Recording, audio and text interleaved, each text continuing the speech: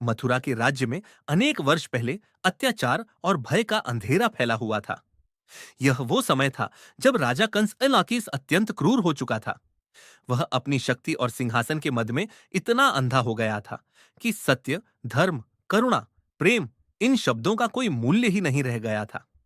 उसका शासन केवल भय, दहशत और अन्याय पर खड़ा था। लोग केवल उसी का नाम सुनकर कांप जाते थे। कोई यह भी नहीं कह सकता था कि कब किसका वध कर दिया जाए। इस अंधेरे युग को समाप्त करने के लिए ही भगवान ने निर्णय लिया कि वे स्वयं अवतार लेकर आएंगे। इस बार अवतार का स्वरूप होगा कृष्ण, कंस की बहन देवकी। देवकी स्वयं इस अत्याचारी कंस की सहोदर बहन थी। देवकी का विवाह हुआ वसुदेव से। विवाह का दिन, वह रात असल में नया अध्याय था। लेकिन विवाह के बाद कंस जब देवकी को विदा कर रहा था, तब आकाशवाणी हुई, हे कंस, जिस देवकी को तू इतनी श्रद्धा से विदा कर रहा है, उसी का 8वां पुत्र तेरी मृत्यु का कारण बनेगा। यह सुनते ही कंस का चेहरा पत्थर की तरह जम गया। उसकी आंखों में भय नहीं, बल्कि उसका पागलपन पूर्ण अहंकार दिखने लगा। कंस ने तुरंत देवकी को मारने का निर्णय लिया। वसुदेव ने उसे रोका और कहा, मैं वचन देता हूं कि जो भी संतान होगी, एक एक करके हम स्वयं तुम्हें सौंप देंगे। देवकी को मत मार। कंस ने वचन की वजह से देवकी पर तलवार छोड़ दी, पर दोनों को जेल में डाल दिया। और फिर शुरू हुआ निर्दयता का असली खेल। देवकी वसुदेव की पहली संतान हुई। कंस तुरंत आया और नवजात शिशु को जमीन पर पटककर मार डाला। फिर दूसरी संतान, वही हुआ। तीसरी, चौथी, पांचवी, छठी, एक एक करके 6 बच्चों का वध किया गया। कंस ठाके मारता, देवकी रोती, वसुदेव खून के आंसू पीते। पर वचन बांध चुका था।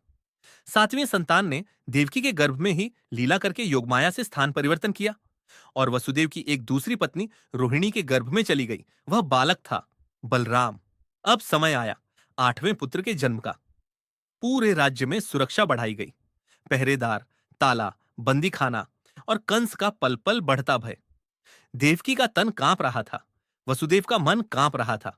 लेकिन दोनों जानते थे, यह केवल एक बालक नहीं है, यह वही है जिसके आने की प्रतीक्षा देवता कर रहे हैं।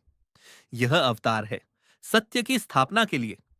और आधी रात, श्रावण भादो का महीना था। तारीख रोहिणी नक्षत्र की थी। कगारों से बादल लटक रहे थे और अचानक पूरा कारागार तेज प्रकाश से भर उठा। देवकी के गर्भ से प्रकट हुए विष्णु स्वयं कृष्ण रूप में। 4 भुजाएं थीं, शंख, चक्र, गदा, पद्म। देवकी वसुदेव प्रणाम में झुक गए। भगवान ने कहा, मैं जन्म ले रहा हूं, इस बार मानव बालक की तरह। तो मुझे अभी गोकुल ले जाओ। यशोदा के घर जो बालिका जन्म लेगी, उसे यहां लाकर रख देना। मैं वहीं नंद के घर पाला जाऊंगा और समय आने पर अत्याचार का अंत होगा। इतना कहकर भगवान ने अपना दिव्य रूप बदलकर एक साधारण मानवी बालक का रूप ले लिया। और अब आगे क्या हुआ? यह चमत्कार था। जेल के ताले अपने आप टूट गए, पहरेदार सो गए, बाधाएं हट गईं, यमुना की नदी रास्ता देने लगी।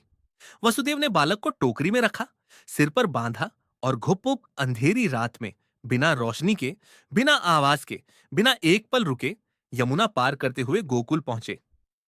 वहां नंद बाबा के घर यशोदा ने अभी अभी एक बालिका को जन्म दिया था। वसुदेव ने बच्चे बदल दिए, लड़की को टोकरी में रखा और वापस लौट आए।